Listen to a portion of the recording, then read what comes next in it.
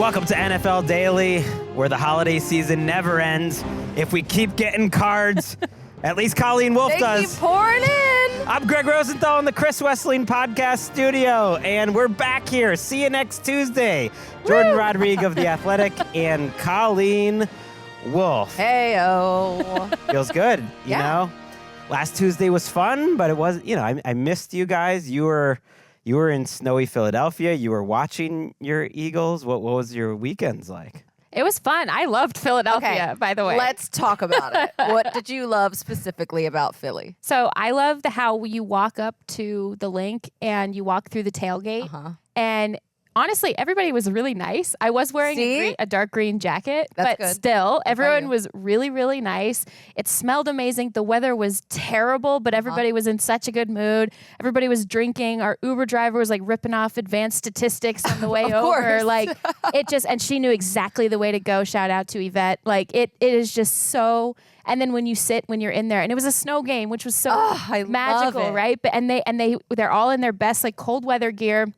And they're throwing snowballs in the air, not down at the field when their own team scores, right? And exactly. Like, they're throwing all this snow in the air and this like whipping winds, and everybody is just like trooping through it. And like, I loved that Matthew Stafford made them silent for a minute because the crowd lives and dies with its team. Even those moments were just so fun. And I got an Ishka Bibbles cheesesteak. I love that for you. It was incredible. Traveled really well because I ordered it in because I was on the show with Greg later that night.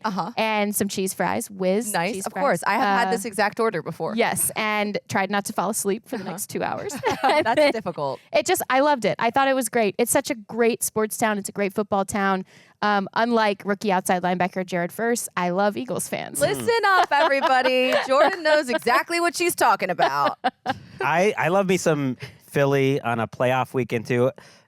The Eagles Super Bowl run happened to coincide with the year that they were sending me to games. So I was there for the NFC Championship. I was there for the Falcons divisional round win. And yeah, there is something they were greasing all the poles. So remember that was the whole thing. So it was great. So a truck had broken down outside of the stadium, and Yvette, the Uber driver, she was like, "Oh, they are going to have to move that at least 3 hours before kickoff. Otherwise, that thing's going to be on fire." And I was like, "Oh, sounds good.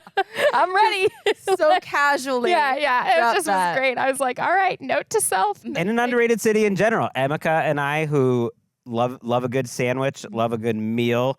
We once went down on the Amtrak from New York to Philadelphia just to eat as many sandwiches as we could in a weekend and catch a couple of baseball games. Philadelphia really is an underrated city to just visit, so I recommend. Are you guys just doing? I don't know why. I don't know why. I feel like because I've missed some time in here. Like I feel like you guys are buttering me up somehow. That this is not real. Yeah, you're like the significant other that doesn't give us any attention, so we're just even nicer to you. To get more real. Speaking of which, what? No, I'm just kidding. How is Tim? No. Wait. I did not know where you were going with that, but yes, Tim Wolfe, we love a good Colleen brother. Yes. How are you feeling though? Since we're not going to be previewing the show, that's going to be tomorrow. We have Patrick Claybon in the studio. We have some special guests for that one. How are you just feeling about the Eagles' journey and where they are going into this game? I mean, I don't love that they're playing the Commanders because the Commanders are just like so oddly frisky right now and playing with the house money type of deal. And it just feels, I don't know why I feel like. Would you rather be going to Detroit though, as an Eagles fan? Would you rather they? I don't want to go anywhere. I don't want to play anyone, in fact, but. Glad you're not on the team.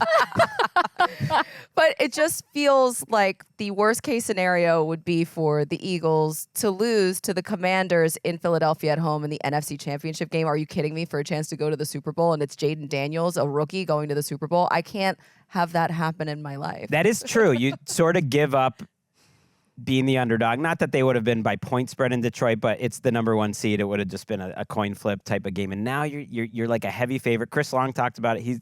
He's killing it at the Green Light podcast, where it's an amazing atmosphere. It's a huge advantage, but it's like any great home field in the playoffs. If you fall down a little bit and they get a little tight in the moment, it almost flips to the point where you can really feel it. Hopefully they can stand up to that. I think they can. We have other stuff to talk about today.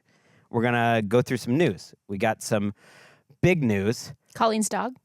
that was something we're going to hit towards the end of the show. We also are introducing a new quick segment that's going to be called I Choose Violence. You know, like you see a tweet and it's like, he woke up. I don't know if we need a sound effect. We didn't talk about that ahead of time because I don't want people to get too crazy. It's, you wake up and you have a thought that you don't mind that might annoy some people out there. You wake up and you're choosing violence with your takes. Yeah. Can I tell you what I wrote in my notes about this segment?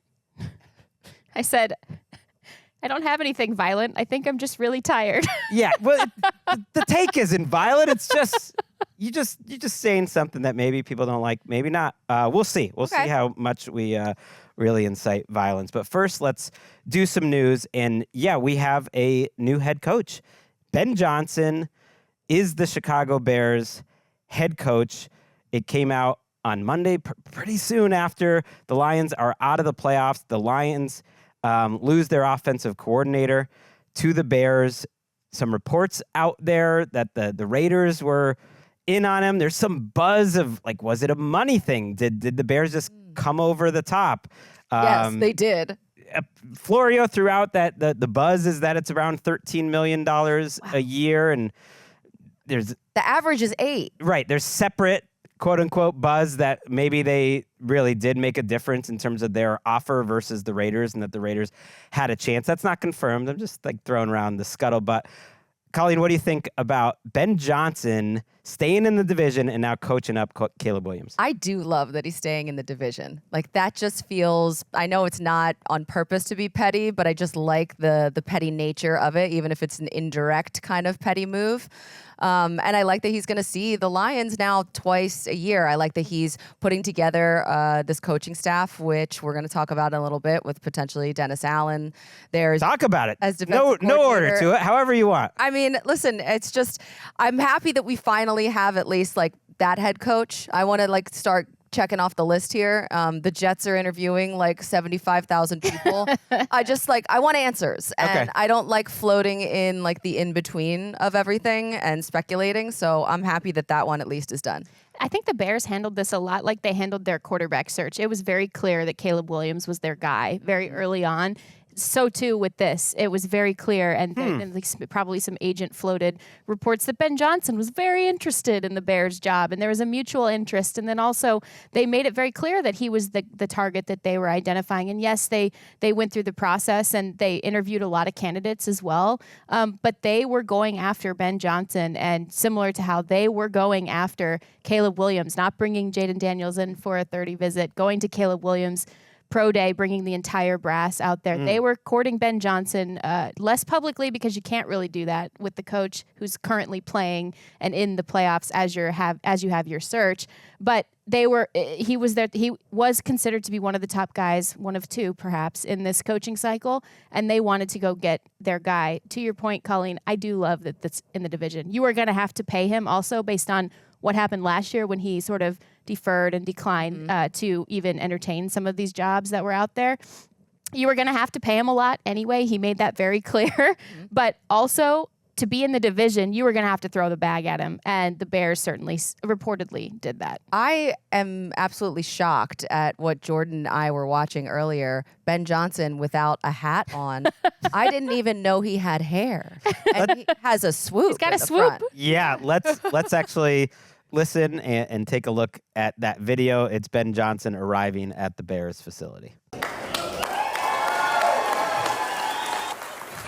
Everyone get back to work. Listen, thank you so much. My family and I, we are beyond excited. This is exactly where we wanted to be.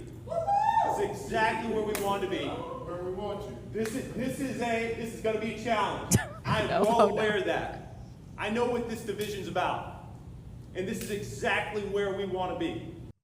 Oh, he's giving Dan Campbell a little bit there, and I like it. I liked it. Dan Campbell, Kevin O'Connell hybrid, like a mashup between the two. Don't you get that vibe from him? And we haven't seen him a lot in public. I mean, he has press conferences, but in those press conferences, he does give off a little bit of his reputation vibe, which is he was from a math background, and he's very serious and analytical. And if you've heard anything negative about Ben Johnson, it's sort of from himself, that he likes to be by himself and just drawing up plays. And that's where he feels that the happiest, which is some of the criticism he maybe got from others around the league, which was just like, is this a guy going to be ready to kind of lead a room? So it was fun to see him in that scenario. Although it's also, that was like a long video released by the Bears, and I loved it, but it's halfway between awesome and like unintentionally funny. There is something funny about the whole building coming out and like welcoming their savior, and I don't know, something about it just seems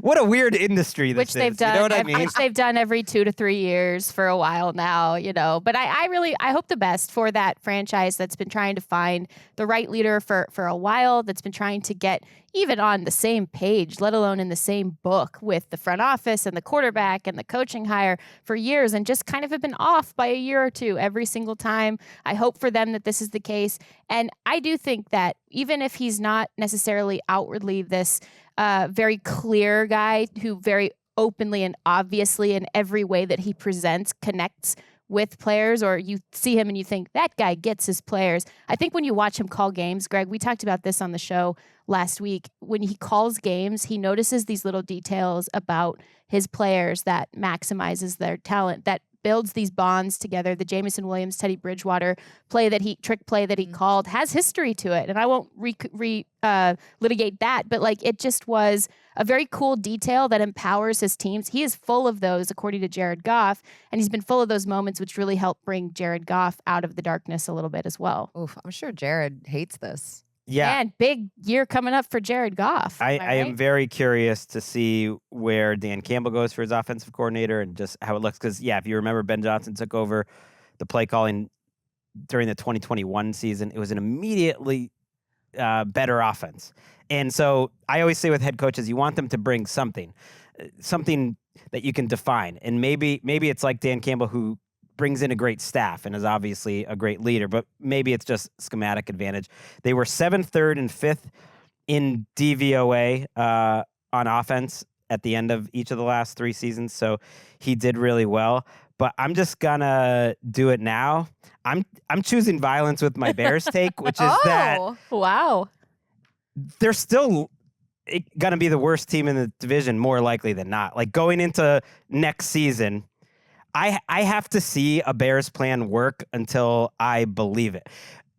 Is that what you thought going into this year, that they were going to be bad? Yes, okay. and I have thought that. Admittedly, I'm like wearing my biases like for 5 years straight, and I've been right 5 years straight. And every year, Bears fans, who are the most optimistic and some of the loudest fans out there and knowledgeable, and they love their team so much, are convinced. Every offseason, I'm told, like, no, this is the reason why. And it was in the Fields era and even late in the Nagy era and now. And to me, it goes to the highest levels there. It goes with the structure of the GM and ownership and Kevin Warren as the CEO president, who I have questions about. And so it's kind of like the Jets for me, that the Bears are in that territory that it's like there's just a lot to overcome. I feel like in the building that I will believe that the Bears have like turned a corner when I see it, because they're still in this division, and those are 3 of the best coaches in the NFL. So like he's still 4th to me, right? People bring up the example of it can be done when they use the Commanders as an example, but that's a very different situation. Yeah, ownership change. Because, well, thank you. I was just going to say that. Yeah, I'll just leave. Sorry, I'll just go. That is that's everything. They gotta bring in a shaman. They need to sage the place. They need to just do a full clean out. It is a big change. Sorry, Jordan. It's okay. I might choose violence, but it's fine. Please do. I mean, I was trying to hem it, kind of tiptoe around it a little bit. Everyone's doing great today because we're, here back in the saddle at NFL Media. But Lions I don't know. might lose their DC too. Like I wanted more for him. Yes, they might. Let's go to the Jets. Will. Yeah. The Jets have Aaron Glenn in the building as we're taping this. According to our NFL media insider, Ian Rappaport, the object today is to not let him leave the building. It really sounds like that's so dumb. Yeah, It's just so when dumb. people say that. I hate it so much. Block the door. It's like Or I can't believe they let him leave the building. Can't believe it. Why'd they let him leave? just like what? lock lock the. the room. Yeah, it's such a weird thing. It's I a don't good know. visual. I just Now, do they mean like, I guess, close the deal? Like that is of course financially what and- they mean, and but I everything. visualize it as like Hodor in Game of Thrones, like holding back. Even there, like you might be back at your hotel, but by the time they really like negotiate, is your agent really there working it out while you're at a different part of the building? I don't know how that all works. They're bringing in like crab legs for you and just like, oh, and now there's a dinner and a show that we'll have. You can't leave. Not yet. You never know what could happen, but we went developing news on our website about this. And that got my radar up. I was like, we're going developing news on just that he's going for a second visit. And as the day has worn on here, I feel confident just talking about this, and we'll see if we're wrong, as if Aaron Glenn is going to be the next head coach of the Jets. What do you think about this one? I much like the Bears, I have yet to see anything work, and similar to hiring a great coordinator to become a head coach in Ben Johnson, Aaron Glenn is a great coordinator. He has all the qualities you would want in a head coach, but I have yet to see proof of concept actually work for the Jets, who have taken these big swings in order to try to sage the organization from a football perspective, taken the big swing for the quarterback, and it still hasn't worked out. It is still rippled and crescendoed or decrescendoed into dysfunction. And I think that is where I'm trying to actually see the steps, right? I'd like to see, once the hire is in place, okay, what are you going to do to fix so many elements similar to the Bears of this franchise that has just been incongruous for so many years? They make these moves every year, and you can build a believable case based off of it, and you can really talk yourself into why some of these things will work, because on paper, a lot of times it seems like, yeah, okay, they've done everything that they needed to do, and now here are all the ingredients, now make the dish, and then they just end up like completely burning it or just like messing it up somehow. I'm with you on that, but it's just, I don't know how they're going to turn things around without kind of cleaning everything up. And I do not doubt one bit that Aaron Glenn will be a great head coach who will develop great talent, a lot on defense, and then also hire people to develop talent on the other side of the ball. I believe that 100%, that he has all the tools, but so did another coach who got fired midseason after a couple years when the people decided that it was his fault that this was moving backwards yet again. He was the hot name that I don't want to see that happen to another really bright, promising leader and great defensive mind and great head coach who just continues to get put in these terrible situations. Yeah, and I don't think this should be terrible. Lance Newmark is getting interviewed for a second time as a general manager. He is the assistant GM in Washington this year, but he was in Detroit and worked with Aaron Glenn for a long time in Detroit. And it's believed that they will be a package deal. And I like that. The Jets have done the setup that the Bears are doing right now, where there are different alignments. In the Bears case, it's a GM who is needing to keep his job, and then also like a president that came in halfway through the GM's job and is very front and center, and now it's a new coach, and I don't love that. Here's a new GM and a new coach, if they do in fact hire Lance Newmark, that know each other well, that are aligned. Supposedly, Aaron Glenn has a good staff in place. I don't know who that is. Like, it's very hush-hush. He has a great right now, but he's been in the league a long time. Yeah. I think it's really interesting if you're a Saints fan that the two hottest head coaches in this cycle, and the Jets again get the hottest, one of the best head coach candidates, were both in the Saints building forever. Ben Johnson and Aaron Glenn, and they weren't even interested in Ben Johnson's case in taking that interview. In Aaron Glenn's case, it sounds like they were kind of using the Saints as leverage. He had an interview set up for later this week, a second interview with the Saints, but it doesn't seem like that's if ever he's gonna not happen. allowed to leave the building. Right, Exactly. He Can't let him leave. He can't physically go be You're not there. going anywhere. That's not a great sign. Two guys that were there in your glory years, and Ben Johnson, and I wish we had circled back to this, is apparently trying to recreate that staff by getting Dennis Allen as his defensive coordinator and possibly getting Darren Rizzi, if he's available, as his special teams coordinator. Which I love. I love that. So I would really love that as a full staff because it is similar to the models we see working, and it won't be like that right away, just to hedge a little bit. But it's a similar model as what we see Andy Reid do, where he hires a capable, quote-unquote, head coach figure to completely manage the ecosystem of the defense. Matt LaFleur hiring Bisaccia to completely manage the ecosystem of the special teams unit. I love that. When it works, it really, really works. And to what we talked about at the beginning, where Ben Johnson likes to be the mathematician, kind of hold up with the quarterback and some of the offensive skill players and the linemen in his office designing things and figuring out different levers to pull and different cool things to do.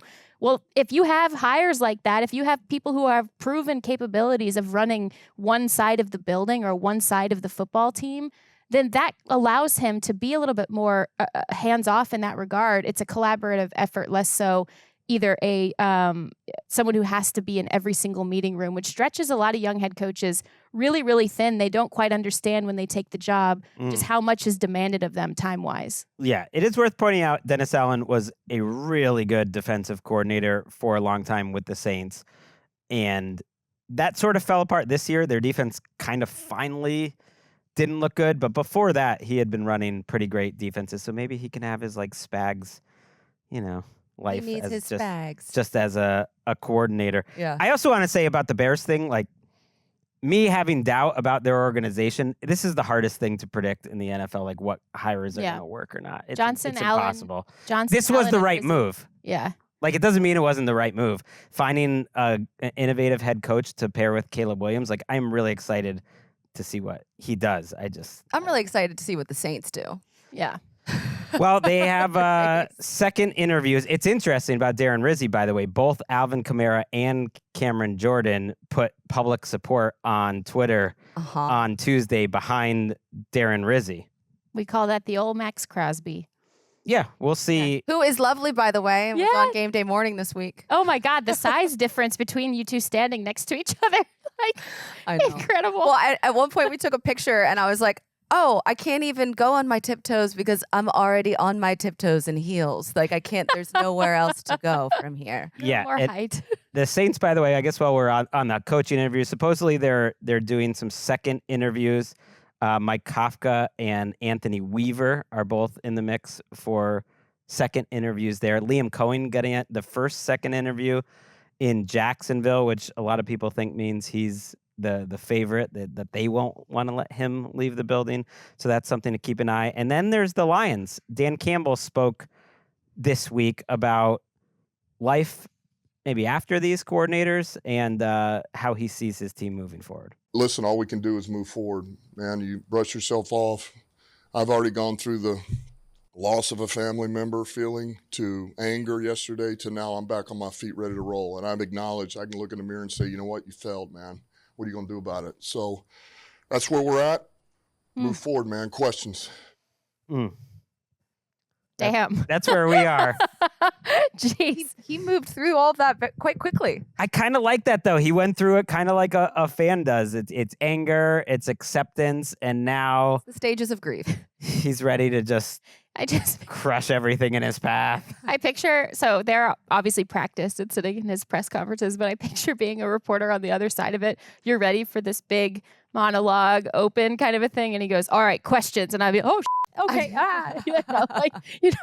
get my recorder ready. Like my off season had already started, kind of a thing. But I also, as a very highly caffeinated person myself, I could kind of see some of that quintuple espresso coming through. But burnout and crashing happen when these deep postseasons happen so easily and catches these guys when they least expect it. Dan Campbell, I think, is going to be one of those who outruns it a little bit. Yeah, I could see that. I hope so.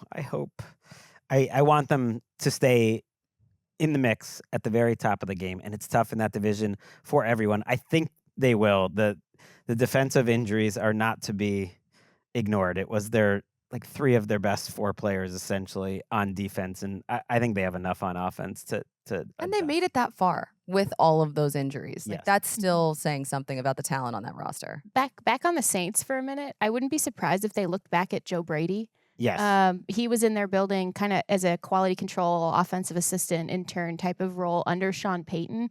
And he has connections that are still in that building. If they decide they do want to go young, maybe not quite ready yet, but somebody who may be ready over the next couple of years, but get in earlier type of hire and then start to rebuild what that offense looks like. And, you've got Spencer Rattler to, mold a little bit. Could be him. Could be Mike McCarthy. I think McCarthy he'd be great there. Was possibly the backup option according to the reports. He was probably the backup option to Ben Johnson in Chicago. He was hopeful of getting that job.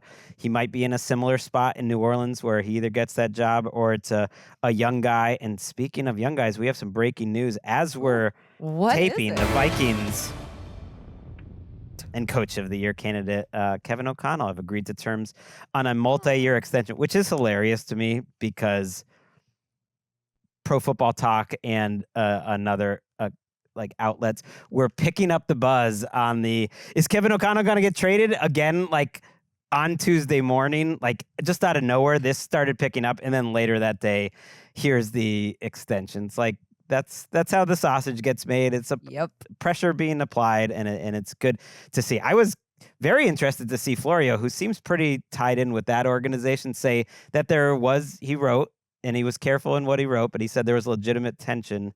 I'm using the word legitimate. He said there was tension between O'Connell and the organization about the status of his contract late in the season, but that all goes away when you sign a big fat deal. So good for them. I think easy way to smooth things over. If I'm just thinking about what the optics of it looked like, there were a lot of other coaches or some other coaches from that hiring class that got extended before he did without the record. So if I'm looking from that perspective and looking at the optics of it, I'm like, well, excuse me, what the heck is my organization? What is my ownership group doing right now? Where is this? I've got all these wins stacked up. Right. So what's the hold up here? And Ben Johnson just got $13 million. I'm making way less than him. I'm a deal. Let's I'm half of the Kevin O'Connell, Dan Campbell hybrid man now coaching the Bears. True. And when they hired Kevin O'Connell, no, at least most people on the outside had no idea if he would be good or not. I thought LaFleur was a weird hire because his 1 year in Tennessee was pretty disappointing. Well, he just needed to recover from Sean. That's all. Yeah. maybe that was it. So good. That was his eat, pray, love year. Good for them. And it'll be interesting to see if Kwesi, their GM, gets a similar extension that just matches up with Kevin O'Connell. No word on that. Sometimes that doesn't get announced. Ian Rappaport is reporting that they are currently working on the contract extension for Kwesi Adolfo-Mensah, and it's likely, quote Ian, that both will be around for years to come. Good to hear. You were on the forefront of the Lou Anarumo beat this offseason. Yeah, see, I remembered that. Yeah. Interviewed with Atlanta, but he's going to the Colts. Yes, which I just feel like because there was so much buzz around Lou Anarumo this hiring cycle and coming from the defense in Cincinnati, who did not have a great year, I feel like that is sort of damning to Cincinnati because of the way that they set up Lou this year. And I think that ever since Jesse Bates left, the whole defense kind of crumbled. He was sort of the Jenga piece, as Dave Damashek would talk about. I feel like he was the Jenga piece for that defense. And then it was just they weren't able to do the things that Lou likes to do. And that's why things just ended up the way in Cincinnati. But I don't think it's an indictment or a reflection of Lou as a coach. And I like the hire in Indy. All right. We'll revisit this and let's give back him, in on the Colts. Yeah, I hear it. I hear it. Oh, that's a good call. I was going to say in 6 years right. when Lou's looking for a different job, we'll give him 6 years there. But no, how about in a year or two when the Colts defense is coming off their title game appearance or Super Bowl winning thing and Lou's getting head coaching. I was just early in She's on back. everything. I did want to ask you this, Colleen. Are you surprised that Ballard stayed? That was one where I thought that was a given that he would be gone, but I guess not. I mean, I guess maybe the relationship that he has with Irsay must be really good for him to still be there. But I'm always surprised when it's not a full like GM, head coach, everyone's out, let's bring in a full new chapter for each team, because that always feels like it's the right way. And I know we've talked about like there are examples like the Rams and like some other teams that do it differently. But I was surprised that they kept him. I love it. It's a good move. It feels like they needed a new voice. Gus Bradley had been there a long time before Shane Steichen, and I think it makes a lot of sense. Just some quickies before we take a break. Brian Schottenheimer, the offensive coordinator of the Cowboys, is interviewing for the head coaching job, and some belief in Dallas. He might be the favorite there. We mentioned Jeff Ulbrich is Raheem Morris's new coordinator in Atlanta. And John Stryker, back to the Patriots. Not back to the Patriots, but back to Mike Vrabel. He is like his numbers guy, consigliere. Yeah, Mike Reese, ESPN.com, was reporting this over the weekend that John Stryker, who is doing a situational game management and analyst role for the Rams, and specifically for Sean McVay, is going to be heading back to Mike Vrabel's staff. McVay plucked him out of Tennessee when Vrabel was not going to be doing a job this last year. And it's interesting because it's pretty much night and day. Nicknamed Stretch, he had such a stellar reputation across the league for finding little ways to win in margins and finding little advantages, little rules bending, little things with game management and situational analysis that's been such a huge talking point around the league, little things with the clock and with managing officials and all of these different types of things that we don't often think about. But when they happen, we're like, that was so cool. How'd they think of that? That was all Stretch. And everyone remembers the punt play, or the clock management where Vrabel out Belichicked Belichick. Stretch was on his staff at that time. And he completely changed the way that Sean McVay manages games. I mean, he's now going for it on fourth down most of the time when he should. He's doing really interesting things that he never would have even thought about before, like fake throwing a challenge flag. Now, this is not he would not confirm this to me, but he laughed hard enough to make me think this is what happened. Ooh. Fake throwing a challenge flag, even though you knew you couldn't challenge the play because there was forward progress on the play and you could not challenge it. But the challenge, which you knew you weren't going to lose because the officials would give it back to him because you can't challenge on that play, would give the defense time to reset. I love and this. Sub in different things like that the Rams have quietly been doing all year because they knew they needed those advantages with a roster that was either young or less than in a lot of different ways. I think this is quietly a huge hire, and it also does play into, or a rehire in that regard, and it does quietly play into a lot more coaching staffs are very under the radar hiring these guys who exist with the Ravens. John Park with the Cowboys, who was with the Colts for a long time. They definitely miss him. Guys who are on the field doing these things versus in an office somewhere down on the other side of the building working with an analytics department. They're in the headset now, and I think that's really interesting. Yeah, it's a good hire. Vrabel knows him well. It's his consigliere, and what is old is new again. I mean, that's Ernie Adams' role with the Patriots, which NFL Films has done about 15 different, no guy that didn't have an official title has been immortalized more than Ernie Adams, who essentially was Bill Belichick's game management analytics guy in the headset during games the whole time he was with the Patriots. So Vrabel's got his guy. All right, let's take a break. We'll come back with the segment on the other side.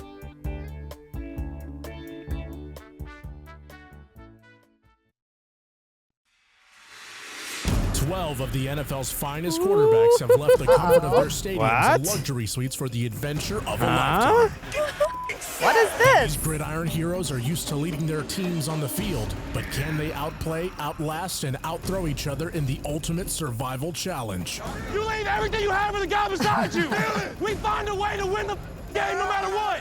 Let's go, baby. The stakes are high and the competition is fierce. But I thought we were done. I definitely thought we were done. Who will rise to the top and who will be This sacked? is brand new information. That's the problem. I ain't right back. Let's go. This is Quarterback Island. Ooh, it is. Hear ye, hear ye. As self-appointed mayor of Quarterback Island. Oh, no, resident. Congratulations. Yeah, Self-appointed. am I allowed to even be there? I herefore call this surprise emergency meeting of Quarterback Island to order. our co-executive producer, Jourdan Rodrigue, said she had an item of business, and it's like one of those things where the Congress all like leaves early for the holidays, and they're like, nope, we've got to vote on some bills on Christmas Eve. Everyone get back to the Capitol. Yeah, What's we got to do the people's Jourdan? work here. I deem this topic and this matter at hand as crucial and necessary business. Okay. I hereby use my one and only Riptide card. We still have them. We still have them. Okay. To pull Sam Darnold off of quarterback. Oh island. my gosh. Well, remind everyone what a Riptide card is. A Riptide card is a one single-use card for an entire NFL season and postseason that in which you can pull without argument one player off of quarterback island that you so choose. Now, unlike Gregg's opinion on the matter, you cannot then instantly replace a player of your choosing. Well, let's be honest. We're all just playing fast and loose with the rules at this point of the season, Your Honor. Some people. There are no rules. But I thereby would present to you all a nomination, which then we would vote upon. Okay, so to review, when we finished the season and we thought it was for the season, we even sent out a little graphic. The final class of QB Island 2024 was Josh Allen, Joe Burrow, Jaden Daniels, Jared Goff, Justin Herbert, Lamar Jackson, Patrick Mahomes, Sam Darnold, Baker Mayfield, and Geno Smith. And you believe the evidence since then has caused you to just pull that poor boy, Sam Darnold, off the island. And it wasn't just the last game of the season. It was that the struggles compounded into the postseason while another quarterback ascended. And so now that we have an empty space on quarterback island, I would like to argue back and present to you for nomination Matthew Stafford. Oh. First, I admit that he wasn't a fully worthy Islander by the end of the season, based on some of the lulls of his season overall, and especially the back third of it, which he admitted to me. We talked about this after the Vikings game, about how he did not play his best football or even close to it through the back third of the season. That's admitted just to me. See what she's doing here? Yes, yeah. I'm there. Good evidence. I covered the team. That's good. Anyway, so yes, and so actually justifying not having him on, but the postseason performance against the Vikings after the chaos of the fires of that week and the relocated game, Stafford did not just play an efficient game. He made a couple of his signature, like only Matthew Stafford would even try that throw, let alone complete it. And even then, I'd say, okay, good stuff. You'd still be fair leaving the island as is, because only extreme circumstances might get us to revisit what was voted on and therefore solidified at the end of the season. And I think these are extreme circumstances. I was in Philadelphia watching and listening as he, with busted ribs, single-handedly sent a ripple of quiet dread into one of the toughest and most badass fan bases in football history, and in the snow and icy winds made even those Eagles fans into believers as he put that defense totally on the ropes with those last two drives, the way he played in those moments that made everyone understand that if the Rams were to win that game, they could legitimately win the Super Bowl. And his whole team came with him, and he convinced the head coach, who at times has been the one who you've had to pull into the feeling, and the quarterback who can actually do that to get Sean McVay to believe right along with you. That quarterback who can silence that road stadium and sling it in the elements and take control in that way, even though he can't move for crap, should get to spend his offseason in the warm comforts of Quarterback Island, where other current members, Sam Darnold, Jared Goff, and Justin Herbert, well, not Darnold anymore, totally crumbled in the playoffs. Thank you for the time and for your consideration. Wow. Listen, I'm not going to stick up for Sam Darnold. He burned me in a really big spot multiple times, and I am just very disappointed. Like, I am mad and disappointed in Sam Darnold. Oh, wow. That's right. On game day morning, Oh, no. you went hard on did. Sam Darnold. I was like, this is going to pay off. If it works, I'm going to look like a genius. You did a and whole it did not. social post. Blew up in my face. I actually gave you a gift of telling you how right you were about Sam Darnold on this show. Right. Did you keep the receipt? You know, or- things change.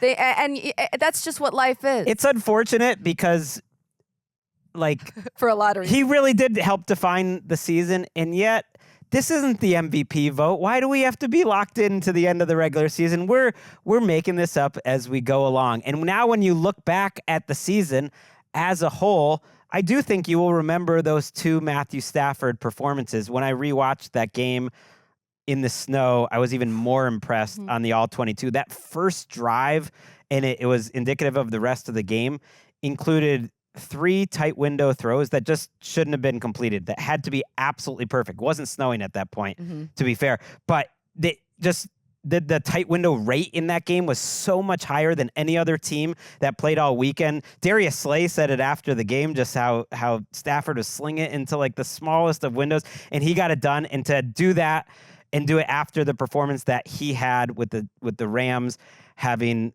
to evacuate and then leave the city and get the win. He is one of the defining features, and I am ready to vote yes on Sam Darnold. Well, you don't get a choice on. Hold I on a use second. my My riptide. cards. You don't get a choice, but the vacancy should go to Matthew Stafford. Is my argument. Oh, I meant I to think say everyone Matthew Stafford. is agreeing on that. I definitely thought that Matthew Stafford was going to lead the Rams to a win at the end. Thank God Jalen Carter came in and stopped that. Yeah. They had all the momentum in the world, though, and the Rams looked really, really good. And it was just like in the snow. Yeah. It didn't feel like that was supposed to happen. And then all of a sudden they had life, thanks to Jake Elliott missing those 2 extra points and the way that they just kind of caught fire and were able to just march right down the field. 2 things. One, the guy who was running the elevator to go get us up and down into the bowels of the stadium where we were running to post-game press conferences and all of that, kept saying the phrase, Missy Elliott almost cost us the game. Oh. And I was like, it took me so long to actually click. It was incredible. I was like, I love Philadelphia Eagles fans. Like, That's amazing. Because he missed the 2 kicks. And, see, it took me so long to actually understand. And because I was like, how was she here? Like, I haven't been sleeping a lot. And then the other thing was like that Jalen Carter outside-inside fake step to make it look like he was running a stunt, and then actually coming up the middle had Bo Limmer in a blender. And it's fortunate that, it's a rookie center for the Rams playing there. The stadium, like I give all the compliments and I mean it to Philadelphia Eagles fans. But, I love this, Jordan. But to you hear, are doing great I today. love football, and that was so effing football. It rocked. Snow games? It was so sick. Snow games in Philly are the absolute best. I was so sad that I wasn't there. It was so sick. But it almost felt like they were all holding their breath. Oh yeah. It was spooky and cool. And no, it wasn't snowing, but there was like ice and sleet coming out of the sky the entire second half, even in some of those tight window throws. Oh yeah, no, I meant that first quarter drive was crazy. electric, and he kept it going in that 10-play drive. He might be the only guy on the planet that could have done that drive that way, getting 10 plays done 140. He was absolutely incredible. So you got football left in you? Sure feels like it. I know her. There you go. So Matthew Stafford, you've made it. Congratulations. Thank you for that. And Eric. hopefully That was a cool Steve Weiss moment. approves, but we outvoted you anyways. Ooh. 3. We got a voting block of 3. Yay. A yes You got for it. Matthew Stafford. And now QB Island is Now I won't closed be murdered in my sleep. for the season. Sorry, Sam. Let's do the segment. See, that was a nice little surprise. It was just something that you thought that basically maybe you'll upset people, maybe not, but that you're going to choose violence on this great Tuesday. Why don't you go, Colleen? Oh, okay, great. That did sound violent. Yeah. Yeah. Okay, great. Honestly, I choose violence, first of all, against my landlord, who's deciding right now to rip up all of the bricks and concrete that surround the house. So jackhammers are nonstop all morning and tough. afternoon, and that's fine. No. That's something that I'm dealing with, though, personally. But I choose violence against the Eagles' passing game is a problem argument. Oh, against the argument. The argument. I can't do the argument right now. I mean, yeah. I'm so sorry. This problem is like such an issue that they are 1 game away from going to the Super Bowl. I'm so sorry that they didn't pass the ball in the snow and all of those conditions. I'm so sorry that they have Saquon Barkley in one of the best offensive lines in the entire league. How dare they run the ball? How dare they do what's working for them? Like, who cares how they're winning? They're doing it. I don't understand why people are complaining and picking apart this team when they're going for the NFC Championship this weekend. Like, get out of here. How will they ever fix themselves? Oh, no. Like, I get it. Things would be a lot easier for the Eagles if they were able to have a more consistent, balanced offense. Sure, like, these wins would probably come in an easier fashion for them. But they're still winning. And if you have Saquon, you have this defense that's so good, that offensive line, that running game, just lean on it and see where it takes you. Cook, Colleen. It's so annoying. I hate it. Also, rewatching that one again, first half Jalen Hurts, that was like a B+ Jalen Hurts game. Mm-hmm. He played well. He took a couple of sacks he shouldn't have, which he's just going to do at this point. But if Devontae Smith doesn't get his head taken off and A.J. Brown doesn't drop a great go ball on a touchdown, they're up 20-7 at halftime, and Jalen Hurts has about 170 yards, and he made all the right decisions in terms of when to run, take the 5 yards, when to slide, and he actually was hitting his check down more often than usual. He obviously has shortcomings as like a pocket passer. He is also obviously the worst quarterback playing on this weekend, which is unfortunate. But the good thing is it's a team sport, and he's playing at a level I think that can get them over the finish line and win the Super Bowl if they all play well around him. And he plays, closer to his best version, and that he's healthy, which maybe by the end of that game, he was not playing at his best version. But he definitely got hurt in the third quarter. Yeah. I do give them, it also was like, we're talking about like a couple of different snaps late in that game that people are talking about. I didn't think he was moving that bad, actually. He didn't play nearly as bad as I thought upon rewatching. And the offensive line had one of their worst games of the season. The offensive line's sneaky, not been amazing for a month. That's my like lukewarm take. Oh, they're terrible. No, they're really good. Terrible team. But they're not getting the running game going consistently enough. Their success rate and their down-to-down production hasn't been good. And they've made a lot of mental errors. And they gave up a couple mistakes mentally for what the Rams were doing in terms of their pass rush that they like won really up front. I said this to you before the show. I thought that was a B+ Jalen Hurts game. I thought it was a D Kellen Moore call game because when Philadelphia loves you today. Loves Jourdan Rodrigue. I had a great time in your city. So send me more cheesesteaks, please. Everyone really rubbed off on you. Walking in, I mean, you never know what can happen walking into that stadium in the parking lot. Never know. So, the deep drop calls, I hated. I'm like, yeah, get him going in the checkdowns and the quick passing game. Don't even make it a check down. Give him a first to read outlet that's actually a short and a quick or a hot. Like, do those types of things that you can give to him so he's not taking these deep drops and doing exactly what the Vikings ad nauseum did with Sam Darnold, these deep drops that play right into the hands of the strength of the Rams' young pass rushers, even minus Braden Fisk. That's what he kept doing, including in the end zone. I did not like that. But that's not on Jalen Hurts. And when he was able to pick up gains and when he was able to get the ball down the field, whether taking the right moments to run before he got hurt or getting the ball to his playmakers, I thought he had a B+ game. I did not like the way Kellen Moore called that game at all. I agree. But again, I guess it was rewatching and you can do this a lot of games, but I think it was more exaggerated with this one, was they were that A.J. Brown, like just three specific plays. A.J. Brown dropping a pass he catches almost every time. The Mekhi Becton illegal man downfield, which is a mental error, and the Lane Johnson false start at the goal line. If you get even two of those three, you're scoring 40 points. I could not believe that. They made mistakes, but offensively, they moved the ball more than consistently enough. And the Rams were up for the challenge, but also, like, if they don't make those mistakes, they're putting up 40, and no one's talking about Jalen Hurts. All right, your choice. Well, to choose violence. Not really violent, but I do choose violence on behalf of punters everywhere. Ooh. We've had some really good punts this year, guys. Oh, my God. What is this? Colleen's like got her head down on the table. I think if a punter pins an offense inside the 5-yard line and then the defense gets a safety, then the punter's stat sheet should account for one of the points. I choose violence on behalf of punters everywhere. I mean, that feels more like a cat on your lap on a nice warm day. That's like warm and fuzzy. I don't know if that's violent, but I love it. I literally wrote, I don't have a violent take. I'm tired. That's good. Yeah. I like that a good idea just as a idea. proposal, though, that punters, we should have more punting stats in general, Thanks.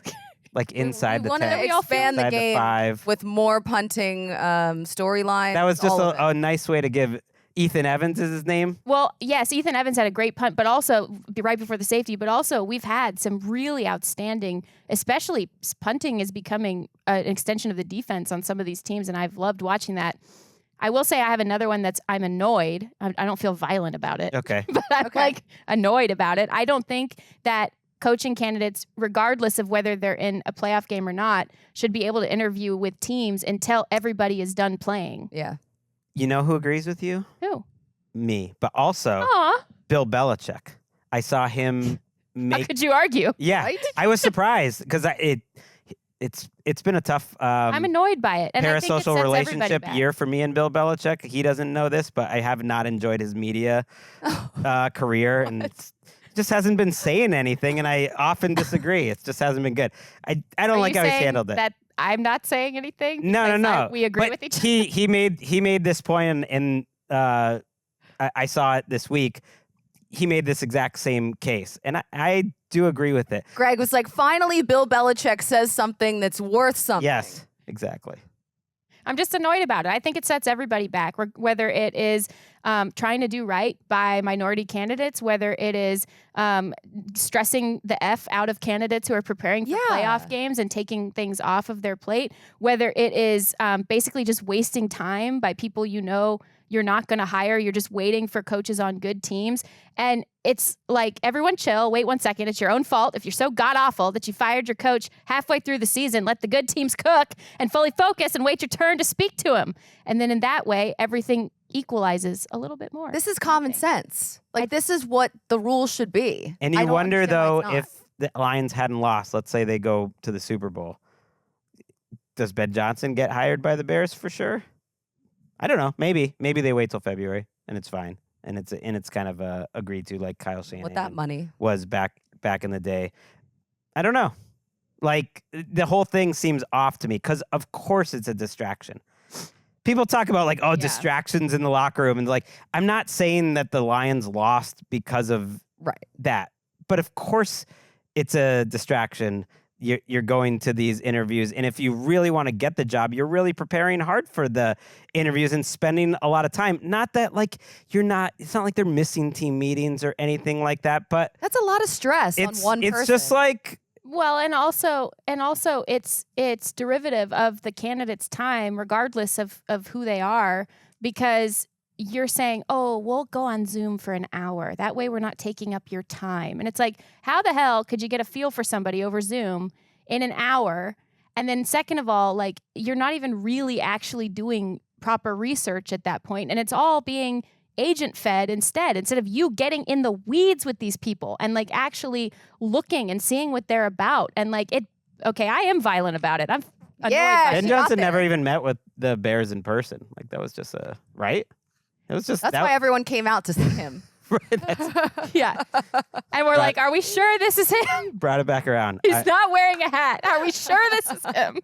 I mean, it is a little crazy. And of course it would be distracting. Less so for the GMs. This is actually a good time Yeah, of this year is coaching specific. to be for me. taking those interviews. They're busy, but they can handle it. But that's like a lot of preparation. Actually, our friend Anthony Weaver, I'm calling him a friend because he NFL was a Daily's guest on the own. show. And I don't think he would Aw. know who I was quite yet, but I'm Friend of the calling him a friend. program. In Miami, they asked him a week or two before the season ends about interviewing for these jobs, and he was like, oh yeah, my agent was getting on me because he asked me what have I done to prepare for these interviews, and I told him absolutely nothing. I'm putting everything into these final weeks of the season, and that was the regular season, and that was maybe a tell that like he might have an uphill battle in this cycle, because there are certainly coaches that have gone through it a few times, and I would respect that, though. Yeah, I do respect it. Especially if you're working for the Dolphins, you respect it. But like, it takes a lot. Anyways, let's go to my favorite part of the show, and it's called Puppy Corner. Let's learn about Colleen Wolfe before we say goodbye. I know your life has been thrown upside down by a new creature. Yeah. You know what? One day, why don't I just drive out to Palmdale in the middle of nowhere, go to the pound, and pick up a puppy. It's going to be so nice.